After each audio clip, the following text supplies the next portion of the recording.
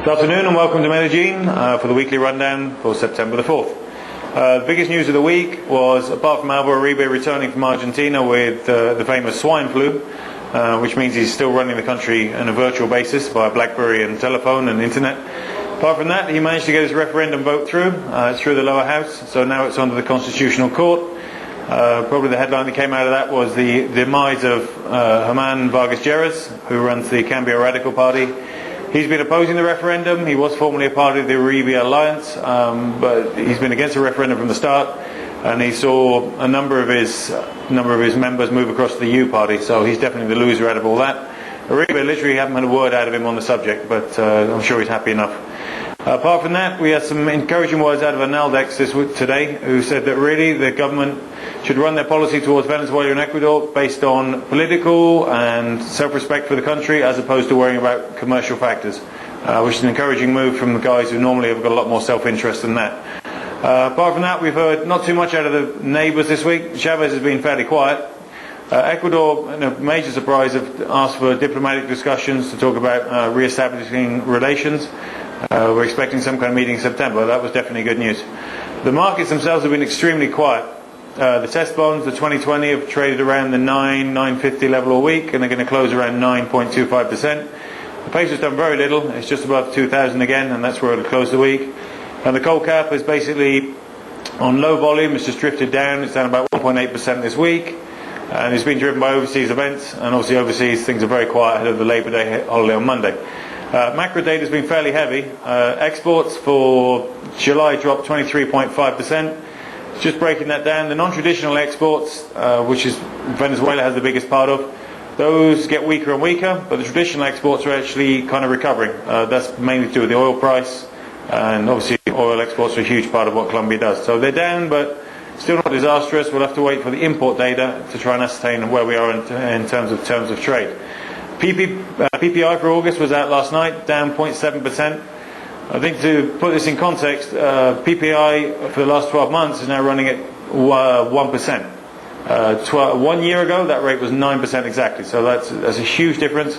It's a leading indicator for CPI, and we will in fact get the CPI data for August tomorrow, which is Saturday. We're expecting flat, up 0.04, but very, very little in terms of inflation. So we're going to be down pretty close to 3% after that. The only other piece of macro data, we had the second quarter number for civil works or infrastructure programs. Those are up 42% year on year. And the biggest jump was 101%, and that was in everything to do with water, i.e. hydroelectrics, reservoirs, ports, anything else to do with rivers. There's a huge jump, and that contributed for half the gain. Moving to the corporate arena, Exeter we upgraded to a buy, moved to a 2000 price target of 18,579.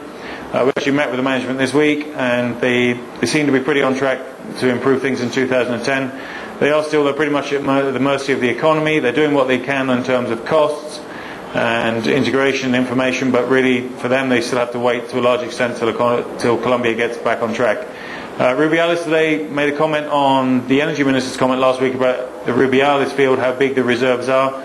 They gave out the official numbers through June for that. They are slightly higher than they were.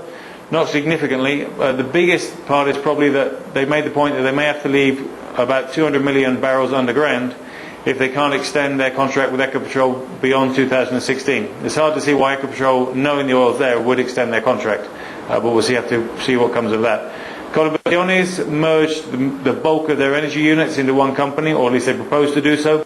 In terms of transparency and ease of understanding the company, that'll definitely help.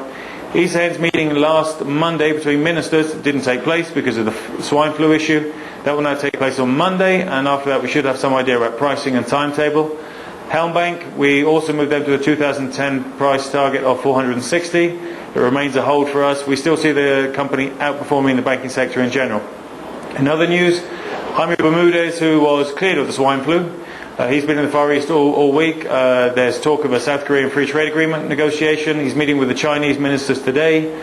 Again, with Peru looking at a Chinese free trade agreement. I'm sure Colombia's going to have to give some serious thought to that as well.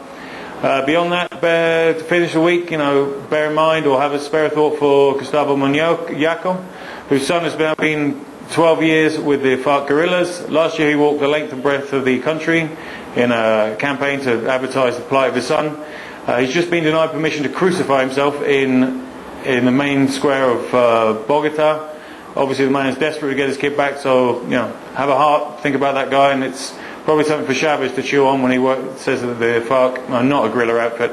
When people are prepared to crucify themselves on behalf of their son, it shows you really how tough it is here. With that, have a great weekend. Those of you in the US, enjoy your Labor Day. I'll see all of you guys on Tuesday, and everyone in Europe will see you on Monday.